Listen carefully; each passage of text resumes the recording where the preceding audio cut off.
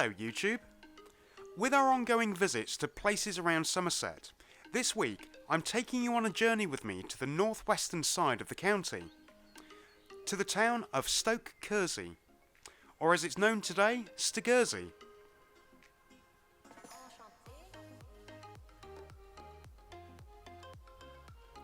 With a population of around 1,400 people, Stogursey is not the sort of place that you would associate with somewhere that is a tourist haven, and you'd be correct in thinking that. However, this little town situated in the shadow of Hinkley Point is steaming with history and a beautiful little place to visit. Yet one of the most interesting places for me within the town is hidden, seemingly out of reach. And if you don't know it's there, easy to miss. This is what remains of Stogursey Castle, a 10th or 11th century castle depending on where you find your information, that was ordered to be destroyed not once but twice and still survived to be refortified before getting burnt down during the War of the Roses. This seemingly unimportant site was at the heart of the town and in turn has passed through many owners over the years, including two of the wives of Henry VIII, Queen Catherine Howard and Queen Catherine Parr. The castle started life as a field where William de Courcy, who owned the town of Stoke and formed the new name of the town of Stoke Kersey, started work after he was granted permission by the King Henry I. I'm not sure how much of a triumph this was for William, as he was one of the king's stewards at the time.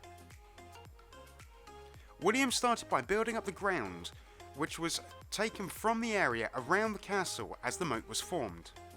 Excavations on the site have shown that there was a structure on the site before the current castle, and the remains suggesting that it may have been a fortified mansion. The castle took many forms over the later years, eventually becoming what it is today.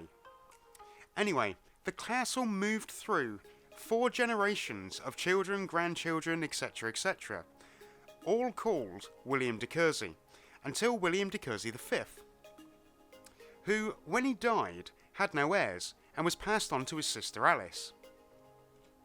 To try and keep a long story short, Alice married Warren Fitzgerald, who was in the favour of King John and was one of the barons that signed the Magna Carta. Just for your reference, the Magna Carta was an agreement to keep the peace between King John and some major English landowners known as barons after the First Barons' War. By the way, if you think today's politics are ridiculous, I have a link in the description below about the First Barons' War.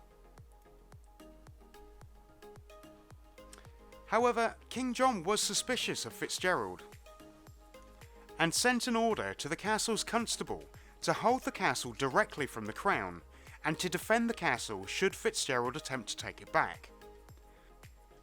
Both the king and Fitzgerald died in 1216. The castle passed through many hands over the coming years, where it was owned by the Archdeacon of Wales, Queen Eleanor, the Percy Earls of Northumberland, and then later the aforementioned wives of King Henry VIII. I could go on, so I've left a link in the description for you. Thank you for watching, and don't forget to like, comment and subscribe, and hit that notification bell so that you don't miss out on our next videos.